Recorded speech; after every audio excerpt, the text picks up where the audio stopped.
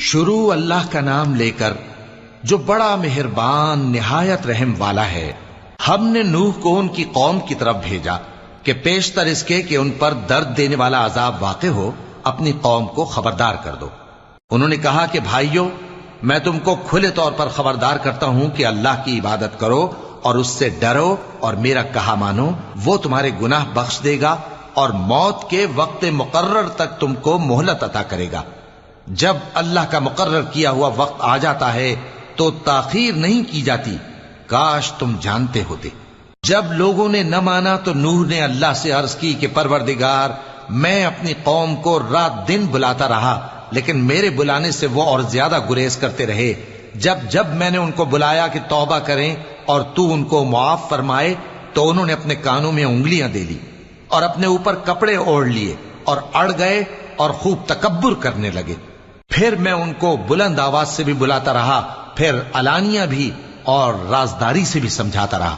پھر میں نے کہا کہ اپنے پروردگار سے معافی مانگو کہ وہ بڑا معاف کرنے والا ہے۔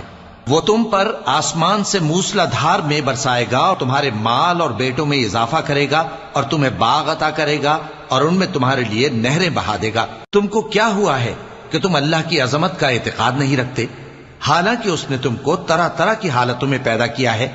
کیا تم نے نہیں دیکھا کہ اللہ نے 7 آسمان کیسے اوپر تلے بنائے ہیں اور چاند کو ان میں روشن بنایا ہے اور سورج کو چراغ بنا دیا ہے؟ اور اللہ ہی نے تم کو زمین سے ایک خاص طرح سے پیدا کیا ہے، پھر اسی میں تمہیں وہ لوٹا دے گا اور اسی سے تم کو نکال کھڑا کرے گا۔ اور اللہ ہی نے زمین کو تمہارے لیے فرش بنایا تاکہ اس کے بڑے بڑے کشادہ رستوں میں چلو پھرو۔ آخر میں نوح نے عرض کی کہ میرے پروردگار، یہ لوگ میرے کہنے پر نہیں چلے اور ایسوں کے تابع ہوئے ہیں جن کو ان کے مال اور اولاد نے نقصان کے سوا کچھ فائدہ نہ دیا، اور وہ بڑی بڑی چالیں چلے اور کہنے لگے کہ اپنے معبودوں کو ہرگز نہ چھوڑنا، اور ود اور سوا اور یغوث اور یعوق اور نصر کو کبھی نہ چھوڑنا۔ اور اے پروردگار، انہوں نے بہت لوگوں کو گمراہ کر دیا ہے اور تو ان ظالموں کو اور زیادہ گمراہ کر دے۔ آخر وہ اپنے گناہوں کے سبب پہلے غرقاب کر دیے گئے، پھر آگ میں ڈال دیے گئے، تو انہوں نے اللہ کے سوا کسی کو اپنا مددگار نہ پایا۔ اور پھر نوح نے یہ دعا کی کہ میرے پروردگار، ان کافروں میں سے کسی کو زمین پر بستہ نہ رہنے دے، اگر تو ان کو رہنے دے گا تو یہ تیرے بندوں کو گمراہ کریں گے، اور ان سے جو اولاد ہوگی وہ بھی بدکار اور ناشکری ہوگی۔